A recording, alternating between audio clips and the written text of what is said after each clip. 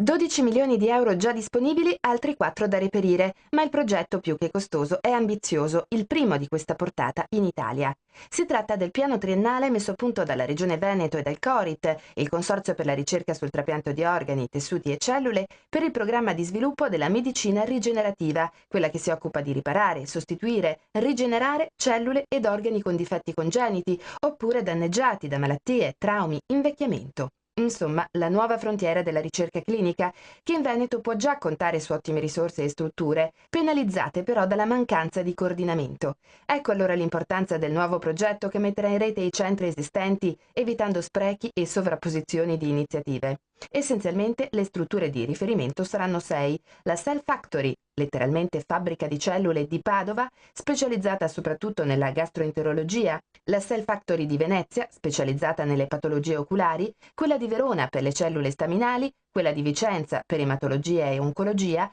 il centro di Treviso per la ricerca in ambito osteoarticolare e il laboratorio traslazionale di Rovigo per la rigenerazione ossea. Un network che ovviamente stabilirà collegamenti e collaborazioni anche con altri istituti italiani e internazionali, costituendo una massa critica significativa anche per accedere ai preziosi finanziamenti europei. Dal punto di vista terapeutico, comunque, l'obiettivo è riuscire a individuare nuove cure per le malattie dell'occhio, le leucemie e i tumori pediatrici, le patologie legate al rigetto degli organi trapiantati e le malattie come il Parkinson, il diabete e l'Alzheimer.